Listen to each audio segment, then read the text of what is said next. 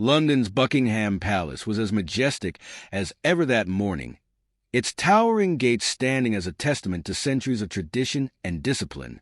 Tourists had begun gathering around the forecourt, their cameras poised to capture the famed changing of the guard. It was a daily spectacle, one that attracted visitors from across the world.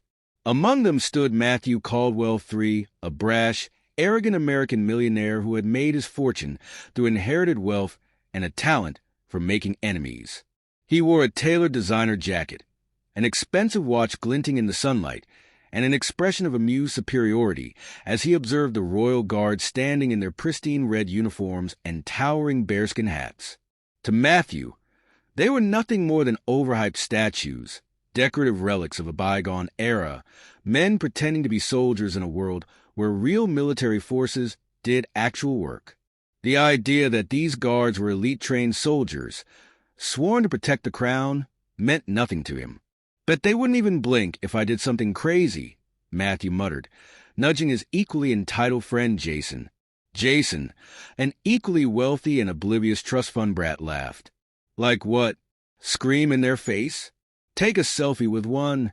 Matthew smirked. "Nah, let's push the limit." He stepped past the clearly marked boundary, entering the sacred no-go zone directly in front of a guard. A murmur rippled through the crowd as people realized what was happening. Everyone knew the unspoken rule: never cross the line. Matthew, of course, didn't care. He sauntered up to the guard, his breath heavy with overpriced whiskey from the night before, his expensive cologne clashing with the air of historical reverence that surrounded the palace. "Oi, you deaf or something?" he taunted, his voice loud, obnoxious. He waved a hand inches from the guard's face. The royal guard did not move. His expression remained blank, eyes locked straight ahead, his hands firmly gripping his rifle. The crowd watched with tense anticipation, some whispering, others taking out their phones to record what was clearly turning into a major mistake. Matthew grinned. "Come on, man. Give me a reaction." He leaned in closer. Nothing. His grin faltered slightly, but he was too deep into his performance to back out now. He needed to prove a point, that these men were nothing but glorified mannequins in fancy outfits. So, with the arrogance of someone who had never faced real consequences in his life, Matthew did the unthinkable. He spat. A thick glob of saliva landed directly on the guard's cheek, glistening against the crisp, disciplined stillness of the soldier's face. The crowd gasped. The sound was sharp, collective, like the air had been sucked out of the entire square. Matthew laughed, a smug, careless laugh, as if he had just won some invisible battle against tradition itself. "Guess you're really not allowed to move, huh?" he sneered. Jason, realizing that the moment had gone beyond harmless taunting, shifted uncomfortably. "Dude," he muttered, glancing around. Maybe that was too far. Matthew, drunk on his own bravado, scoffed. "Relax. What's he gonna do? Nothing. He's trained to ignore people like me."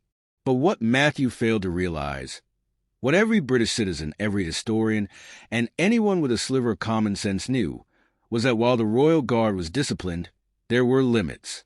And Matthew had just crossed the final one. The tense silence that had settled over the crowd was about to be shattered. And what happened next would be truly unforgettable. The world seemed to freeze around Buckingham Palace in the seconds after Matthew Caldwell spat on the royal guard's face. The weight of what had just happened hung in the air like a thundercloud, and for the first time since Matthew had begun his taunts, the confidence in his smirk faltered. The royal guard, who had remained an unshakable statue through the insults, the hand-waving, and the mockery, finally moved. And he did not move lightly. With a sharp, calculated motion, the soldier snapped his rifle into position, the barrel lowering just enough to rest against Matthew's chest. A collective gasp rippled through the crowd. Jason, still standing nearby, staggered back, his eyes going wide. "Dude," he whispered, his voice trembling. Matthew's smirk disappeared completely. This wasn't a joke anymore. The soldier's rifle was real. His posture, his presence. Everything about him radiated discipline and controlled authority. And he was not amused. In a voice that boomed across the square, crisp and authoritative, the soldier spoke. "Stand back." The words hit like a gunshot, the sheer power behind them. The command woven into every syllable made the ground beneath Matthew's feet feel unsteady. Matthew staggered back, his arrogance collapsing in an instant. His mouth opened and closed, but no words came out. His body had moved before his brain could process what had just happened, his instinct to obey overpowering his instinct to argue. The guard did not lower his weapon. His face remained blank, but his stance had shifted. He was no longer ignoring Matthew. He was addressing him. And Matthew was not ready. The crowd, who had once been silent observers, erupted. "Did you see that? He moved. The idiot actually pushed it too far. He's screwed." Jason, realizing that the situation had completely spiraled, reached for Matthew's arm, his voice strained with panic. "Let's go, man," he muttered under his breath. "We need to leave." But it was too late, because at that moment, two palace guardsmen stepped forward from the sidelines. These were not royal guards. They were actual security personnel, fully armed, their uniforms sharp, their expressions unreadable. They had been watching. They had seen everything. And now they were approaching. Matthew, his cocky demeanor long gone, turned to Jason with wild eyes. "I was just messing around," he whispered. "They can't seriously." "Sir," one of the security officers cut in, his voice as emotionless as the soldiers had been. "We need you to step away immediately." Matthew lifted his hands, his mind scrambling for an escape. All right, I get it, okay?" He forced out a nervous laugh, though it lacked any of the confidence he had earlier. It was just a joke. The officer did not blink. Turn around. Matthew froze. Jason took a step back. "Wait," he blurted out. "Hold on. You're not actually." "Turn around." The command was not a request. For the first time in his privileged, consequence-free life, Matthew had no control. And so, with the entire crowd watching, with the world's cameras recording his downfall, Matthew Caldwell turned around and placed his hands behind his back. A pair of handcuffs snapped around his wrists. And just like that, the rich man who thought he could mock an entire nation's tradition was under arrest. The crowd erupted into cheers. Tourists, many of whom had been watching in horror, now laughed, applauded, and filmed the entire event. Matthew's face burned red, his expensive designer jacket suddenly feeling far too tight, his hands trembling in the cuffs.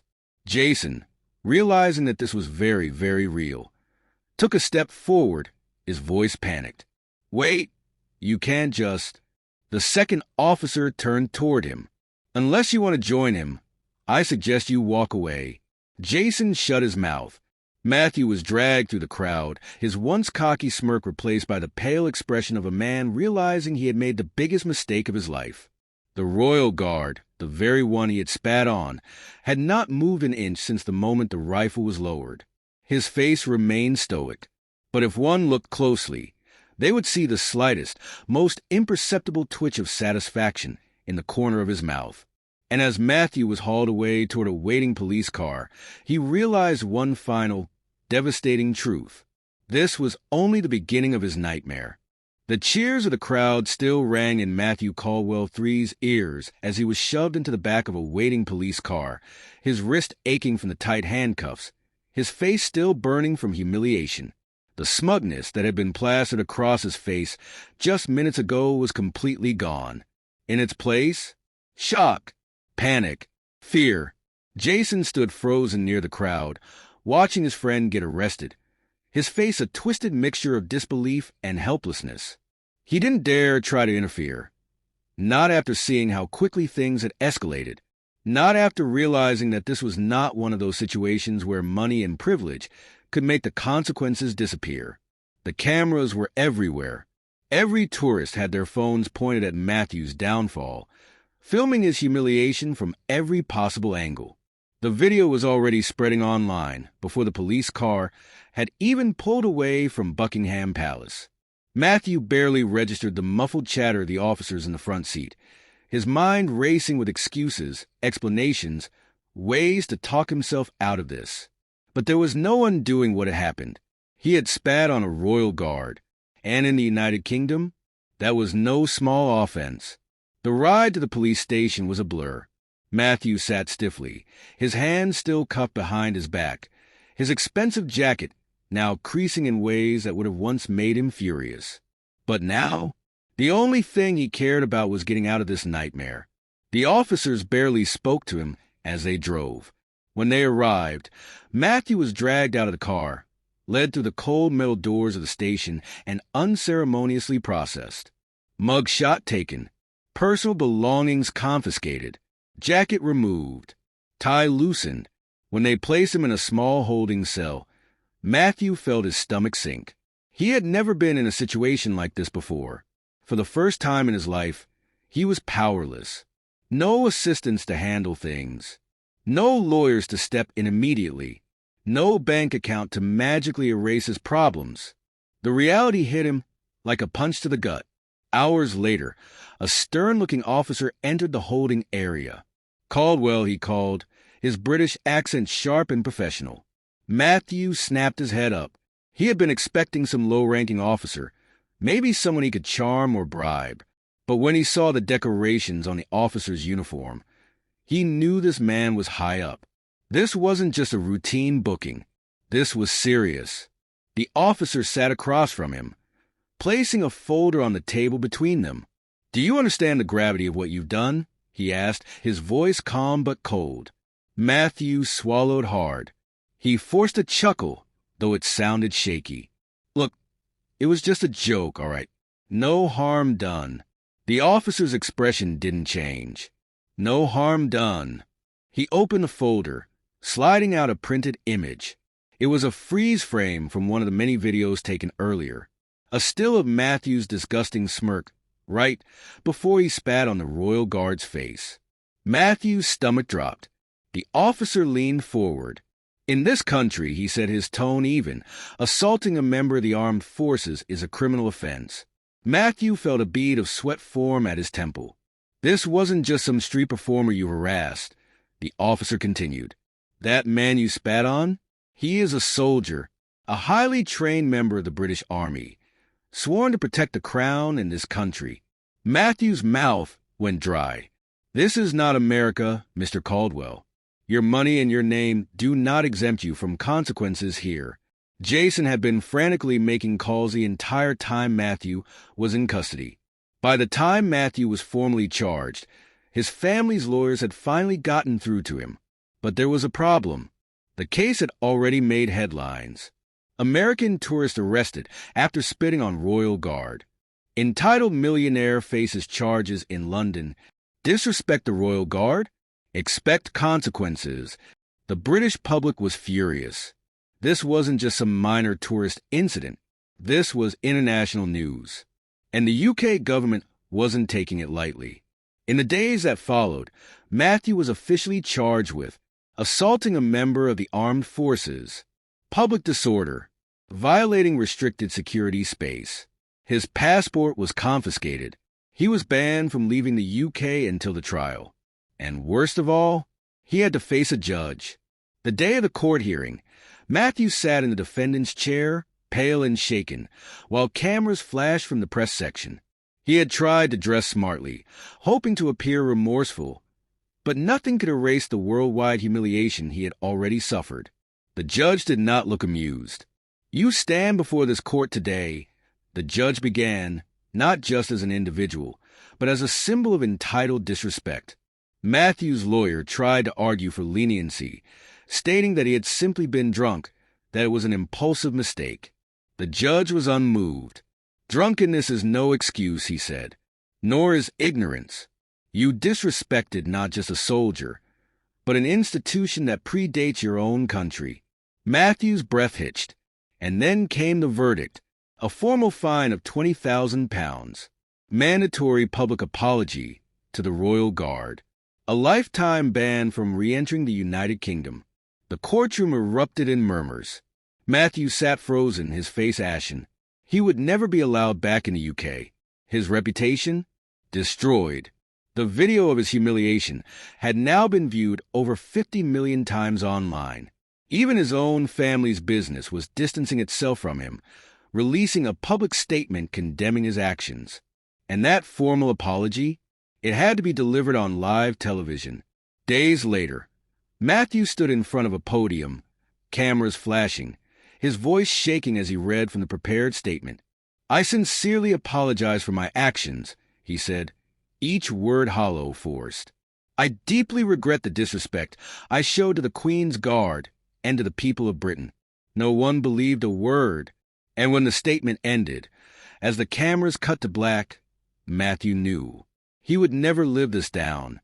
He had thought himself untouchable, but he had learned, disrespect the Royal Guard, and you will pay the price.